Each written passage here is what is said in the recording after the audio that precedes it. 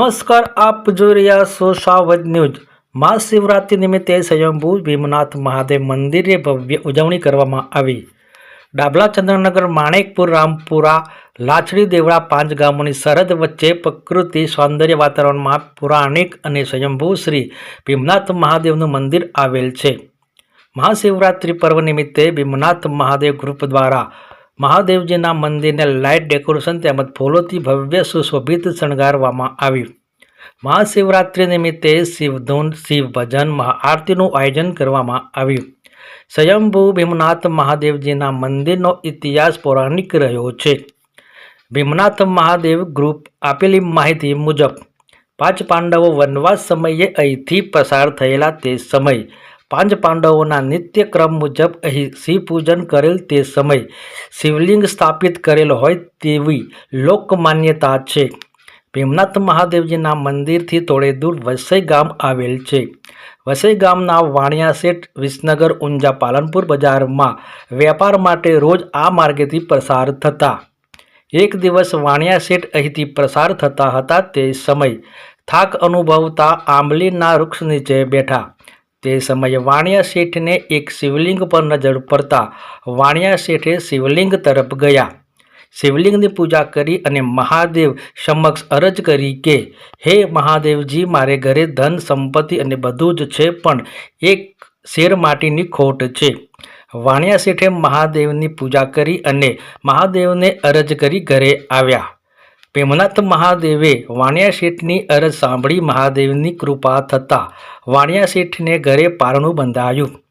આ વાત આજુબાજુના ગામોમાં પસરતા ભીમનાથ મહાદેવના ચમત્કારથી આજે સ્વયંભૂ ભીમનાથ મહાદેવના દર્શન કરવા ખૂબ મોટી સંખ્યામાં ભક્તો દર્શન કરી પોતાની અરજ મહાદેવજીની સમક્ષ મૂકે છે, જે મહાદેવ મનોકામના પૂરી કરે છે।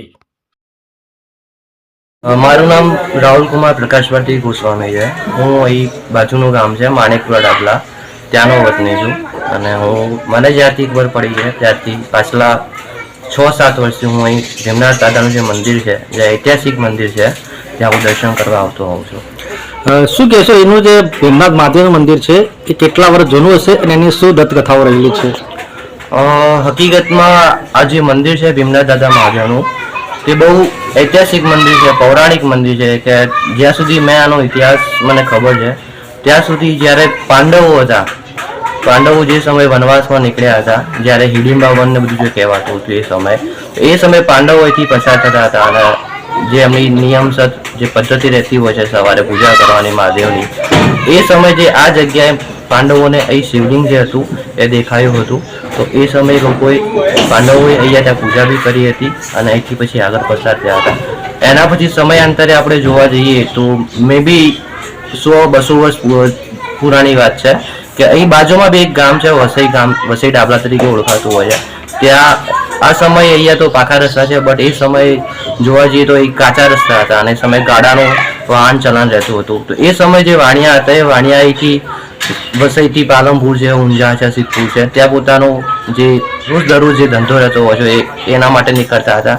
તો એકવાર જે વાણિયા હતા એ વાણિયા અહીં આવ્યા હતા અને એમને અહીં જે શિવલિંગ છે ભીમનાથ દાદા મહાદેવનું, જે સ્વયંભૂ શિવલિંગ છે, તો એ શિવલિંગમાં એમના દર્શન થયા હતા અને કહેવાય કે વાણિયાની એક ટેક હતી એ સમયે કે એમને જીવવા માટે જે જીવનશૈલી હતી એ બધી એમની સરળ હતી, પણ એમને એક ખોટ હતી કે એમના ઘરે એ વાંજિયાનું એક મેણું જે હતું એ સાંભળી રહ્યા હતા। તો એમને એ સમયે જે ભીમનાથ દાદા છે એમને પ્રાર્થના કરી હતી કે દાદા, મારા ઘરે બધું જ વસ્તુ છે, બટ મારે એક ખોટ છે કે મારા ઘરે કોઈ સંતાન નથી। તો એ સંતાન માટે એમને એક ટેક રાખી હતી અને કહેવાય છે કે ભીમનાથ દાદાની દયાથી એમના ઘરે સંતાન બી થયું હતું।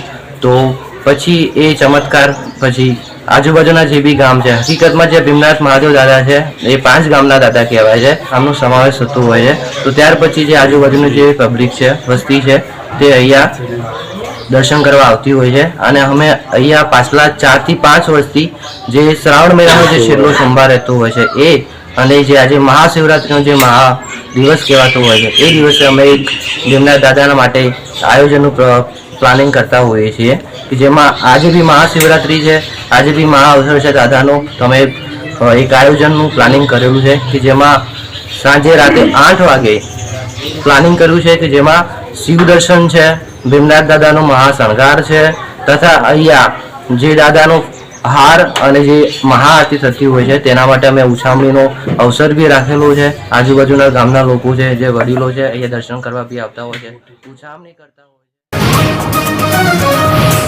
છે.